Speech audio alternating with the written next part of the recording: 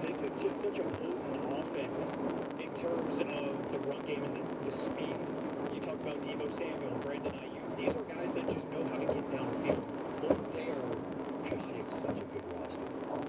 Okay, Chargers, Jaguars. By the way, I mean, I still like San Francisco tonight. I think you're going to probably agree. Yeah, I'm full with it. I think Staley can lose his job tonight if they don't win. And it's over a number of different things as to why we are here. Now, we've been talking about as of weeks ago, well, yeah, it's possible, even though going to the playoffs, that they could get rid of him. But remember last year when he was doing all these insanely idiotic, third down conversions, like deep within their own territory? Like, why would you do that? What's the risk reward here? It doesn't make any sense. And now, having played in a really irrelevant game last week, Mike Williams is out. And then you're questionable with Derwin James and Bosa. But it is going to be fascinating to watch Justin Herbert versus Trevor Lawrence. It's going to be a fun matchup. Two of the premier young quarterbacks in the league. And back to the Brandon Staley thing. You mentioned, you phrased it, there's a good chance he could lose his job if he loses this game. I will take it a step further and say he deserves to lose his job if he loses this game, because you mentioned last season all of the awful game management decisions. In this franchise, it feels like the past few years has been historically bad at managing injuries and managing players' health. But a meaningless game last week. You send all of your starters out there and you go full Lovie Smith down in Houston and say, you know what, we're going to win this game. God love you, Lovie. It doesn't matter.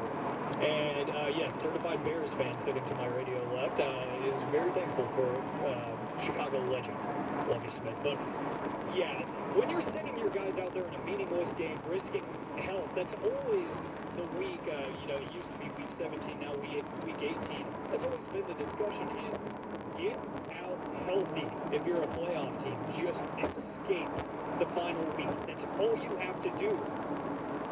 He found a way to screw up the one cardinal rule of a playoff team in the final week of the regular season, compiled on top of now 2 years of just total mismanagement of his team and of a talented roster. He deserves to be gone after this. And then guess what? There's a very well and highly regarded head coach named Sean Payton who has been gushing over that job. He has been gushing over it. It's been all over national media that Sean Payton wants 2 jobs. Cowboys, Chargers. Those are the 2 that he is infatuated with. So you have a pretty good option there if you want to go that route and say, hey, we think we can win now. Brandon Staley, he ain't it right now. No, he's not it. Yeah. I love Jacksonville tonight. They've been playing well, obviously, offensively, since the bye.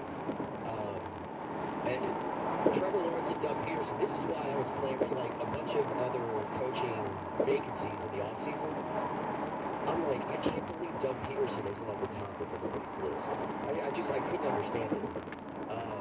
And they've been playing a lot better on defense.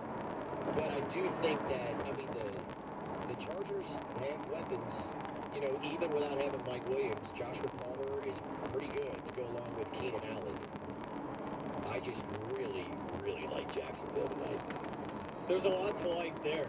You mentioned with the key injury on the Chargers side now, but I love that you gave Doug Peterson his flowers, because that was one thing I was preaching in the offseason was whoever decides to give this man a job is going to be really happy, especially with a young team. I wanted him badly in Chicago.